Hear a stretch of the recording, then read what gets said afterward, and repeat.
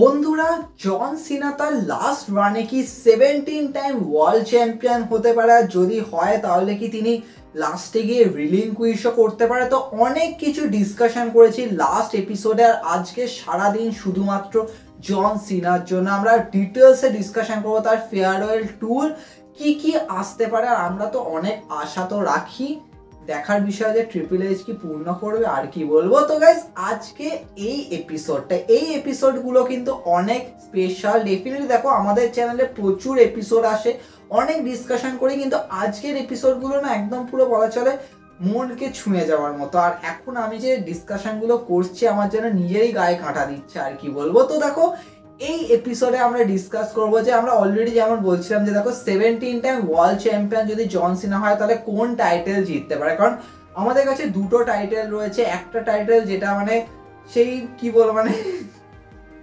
সেই কবে থেকে চলে আসছে, কিন্তু হ্যাঁ খালি ইউনিফাই হয়ে যাচ্ছে এরকম ব্যাপার। তো আসছে আনডিসপিউটেড টাইটেল, আরেকদিকে আসছে হচ্ছে ওয়ার্ল্ড হেভিওয়েট টাইটেল। এবার দেখো, যদি আমরা কারেন্টলি দেখি তো world heavyweight title last year এসছে, আর যেরকমভাবে সেথ রলিন্স টাইটেল রেন দিয়েছে, ড্রিউ ম্যাকিন্টায়ার ওই কয়েক মিনিটের দিয়েছে, তারপরে ডেমিয়ান প্রিস্ট তো মারাত্মক দিয়েছে। আর বলা চলে ডেমিয়ান প্রিস্ট এই চ্যাম্পিয়নশিপটা ক্যারি করার জন্য ডেমিয়ান প্রিস্টটা একটা আলাদাই লেভেল আপ হয়েছে। নো ডাউট ভাই, মানুষটার কাছে টাইটেল নেই কিন্তু রতে এন্ট্রি নিচ্ছে আমার মনে হচ্ছে পুরো সিংহ, মানে পুরো আলাদাই লেভেলের ফ্যান্সদের অ্যাট্রাকশন ছিল, তার উপর আর কিছু বলা নেই। কিন্তু দেন আমরা দেখতে পাচ্ছি আমাদের king of the ring general Gunther হয়ে গেছে ওয়ার্ল্ড হেভিওয়েট চ্যাম্পিয়ন। আর ডেফিনেটলি দেখো, গুন্থারের ফার্স্ট টাইটেল ডিপেন্ডই হচ্ছে 14 টাইম ওয়ার্ল্ড চ্যাম্পিয়ন রেন্ডি অর্টনের এগেইনস্টে। নো ডাউট গুন্থারের টাইটেল রেনকে অবভিয়াসলি বিগার করার প্ল্যানে তো রয়েছে, কারণ যেখানে তার UK title reign, IC title reign obviously bigger ছিল। তো এই যে গুন্থারের টাইটেল রেন ওয়ার্ল্ড হেভিওয়েট চ্যাম্পিয়নশিপে, তো এর সামনে অলরেডি বড় বড় মাইলস্টোন তো থাকবে, আমি বুঝতেই পারছি, মানে রেকর্ড ব্রেকিং কিছু না কিছু তো হবে। প্রচুর ফ্যান্সরা বলছে বরাবর রোমান রেন্সে 1316 দিনে রেন কেউ কি ছাপিয়ে যাবে, ওটা অনেকটা হয়ে যাচ্ছে না? বাট এনিওয়ে দেখো, তার জন্য কিন্তু গুন্থারকে অনেক বড় স্টোরি লাইনে রাখতে হবে, কারণ রোমান রেন্সে এটা কিন্তু পসিবল হয়েছিল ব্লাড লাইন স্টোরি লাইনের জন্য, প্লাস আরও অবভিয়াসলি তার নিজের অরা ছিল, প্লাস অনেক স্টোরি লাইনটাই কিন্তু আমার মনে হয় যে হ্যাঁ একটা পারফেক্ট স্টোরি লাইন, সিনেমাটা যে বিল্ড হয়েছিল সেটাই এনাফ ছিল রোমান রেন্সের টাইটেল রেনটাকে ফিল করানোর জন্য। কিন্তু গুন্থারের অ্যারাউন্ডে কিন্তু ওরকম নেই। Gunther just as a fighting champion. তোমরা বলবে গুন্থার তো ভাই আইসি টাইটেলকেও তো এরকম রেন দিয়েছে, তার অ্যারাউন্ডে তো ভাই ইম্পিরিয়াম যেন লুডো খেলছিল এরকম ব্যাপার তো দিয়ে তোছে না। দেখো, আইসি টাইটেল একটা জিনিস যে হ্যাঁ আইসি টাইটেলের রেন ওরকম ভাবে উনি দিয়েছেন, কিন্তু ওয়ার্ল্ড হেভিওয়েট টাইটেল, আর ভাবো যেখানে তার ফার্স্ট টাইটেল ডিফেন্ডই হচ্ছে রেন্ডি অর্টনের এগেইনস্টে, তো এরপরে তার সামনে বড় বড় স্টেপ, মানে কারা স্টেপ আপ করবে, তো অবভিয়াসলি প্রচুর বিগার ফ্যাক্টর। আমরা অনেকেই ভাবছি যে গুন্থারের সামনে ব্রক লেসনার আসবে, কিন্তু দেখো গুন্থার ব্রক লেসনার ম্যাচ তোমরা এটা ধরে না যে অনেক পরে আছে। কিন্তু যদি আমরা এটাকে ভাবি যে হ্যাঁ চলো গুন্থার ব্রক লেসনার ম্যাচটা টাইটেল অন দ্য লাইন যদি হয়, তাহলে আমরা ভাবো যে হয়তো গুন্থার রিটেন করে চলে যাবে, কারণ ব্রক লেসনারকে কি টাইটেল জেতাবে, কারণ গুন্থারকে এখন ফিউচার বানাবে, তো গুন্থারকে বড় চ্যাম্পিয়ন দেখানো দরকার। তাহলে কি নন টাইটেল ম্যাচ হবে? যদি তাই হয় তাহলে গুন্থার তার আগে হয়তো কারোর কাছে টাইটেল হারবে। বা দেখো, যদি আমরা একটুখানি দেখি যে হ্যাঁ চলে এবছর রাসেলভিলে গুন্থার কিন্তু আইসি টাইটেল হেরেছিল হচ্ছে স্যামি জেনের কাছে। স্যামি জেন সবসময় আন্ডারডগ থাকে, কিন্তু ফ্যান্সদের মাঝে বলা চলে একজন সুপার হিরো এরকম, মানে গ্রেট মোটিভেশন, নো ডাউট। তো সেক্ষেত্রে স্যামি জেন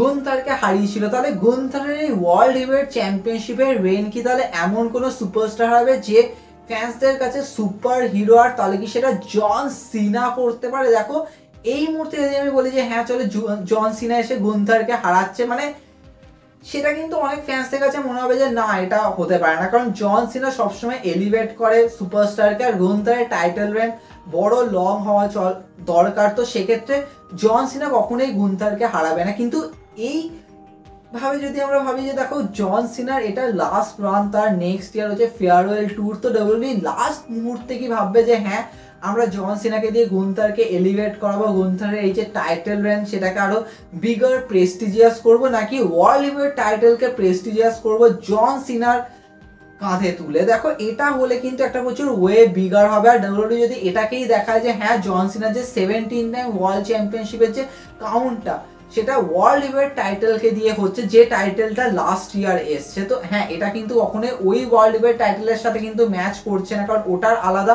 ওটা তো ইউনিফাই হয়েছিল না ওই চ্যাম্পিয়নশিপের সাথে। তো সেক্ষেত্রে ওখানকার প্রশ্ন তো আলাদা, ওটা থেকে নিয়ে তো পরে ডিসকাশন। কিন্তু এখানে যদি আমরা ভাবি যে দেখো ডাব্লিউডাব্লিউই এখন দরকার এই ওয়ার্ল্ড হেভিওয়েট টাইটেলের অ্যারাউন্ডে একটা প্রেস্টিজ বিল্ড করার। আর এই টাইটেল কার কার হাতে গেছে, যেমন ধরো ইউনিভার্সাল চ্যাম্পিয়নশিপ কার কার হাতে গেছে, এটা যখন আমরা দেখি তো অবভিয়াসলি একটা ফিল আসে।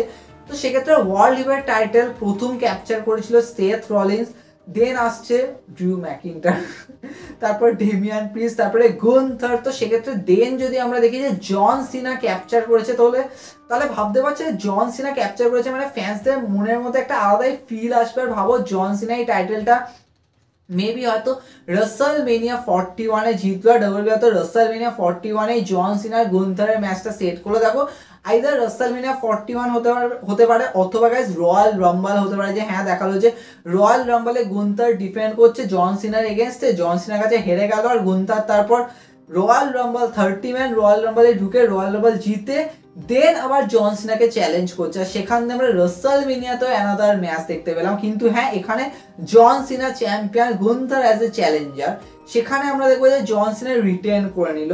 আর গুনথারকে আমরা প্রপার হিল ক্যারেক্টার দেখবো, যেমন আমরা সেই সময় কেভিন ওভান্সকে দেখেছি, ইভেন আরও সুপারস্টার যেমন হিল ক্যারেক্টারে জন সিনার এগেনস্টে দাঁড়ায়। তো সেরকম আমরা ক্যারেক্টার দেখবো যে হ্যাঁ, মানে গুনথারও ভাবো প্রোমো দিচ্ছে, অবভিয়াসলি ক্লাসিক, তার ডমিনেশন, তার রেসলিং রয়েছে। কিন্তু জন সিনা, এটা ভাই জন সিনার লাস্ট রান, তো এখানে জন সিনা এত সহজে হারবে না। আর জন সিনাকে আমরা দেখবো যে ফাইট করে একদম মারাত্মক ফাইট দিয়ে কিক আউট করে গুনথারকে হারিয়ে স্টিল রিটেন করলো।